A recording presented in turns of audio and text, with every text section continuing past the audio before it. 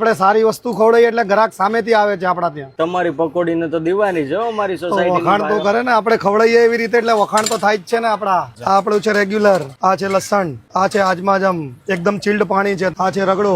રગડામાં આપણે જોઈ લો એકદમ તમને વટાણા ફૂલ મળશે, એકદમ બધું મરચા અરચા ગરમ મસાલો બધું નાખીને બનાવીએ આપણે. એવું નહીં કે ખાલી હળદર ને મરચા નાખીને બનાવી દઈએ. આ છે ચણા બટાકાનો મસાલો. નોર્મલી તમે અને હું ગમે ત્યાં પકોડી ખાવા જઈએ ત્યારે પાણીવાળી પકોડીને પેલી પ્રાયોરિટી આપતા હોઈએ છીએ, અને એમાં તે ખાસ કરીને જે ઓલા અલગ અલગ ફ્લેવર વાળું પાણી આવે ને એને પેલા પ્રાયોરિટી આપતા હોઈએ છીએ. પણ એ પાણી કેવી રીતના બને એનો કોઈને અંદાજ છે નથી ને. પણ ભાઈ દ્વારકેશ ભેળ પકોડી વાળાનું પાણી કેવી રીતના બને આજે હું તમને બતાવું. ભાઈ આમના જે પાણી તૈયાર કરવામાં આવે છે ને એ પ્યોર આરો વોટરમાંથી તૈયાર કરવામાં આવે છે. કોઈ પણ પ્રકારના વધારાના કલર નાખવામાં નથી આવતા. જે પણ આજે તમને કલર દેખાય છે ને બધા ચટણી મરચા ફુદીનાના કલર છે. એટલે કહું ને તો ભાઈ લોકોને સારી વસ્તુ ખવડાવવા માને છે. જો તમે પણ બોપલ સાઉથ બોપલ કે એની આજુબાજુના એરિયામાં રહેતા હોય અને બેસ્ટ પકોડી ખાવી હોય ને તો દ્વારકેશ ભેળ પકોડી સેન્ટરની મુલાકાત લઈ લેજો હો.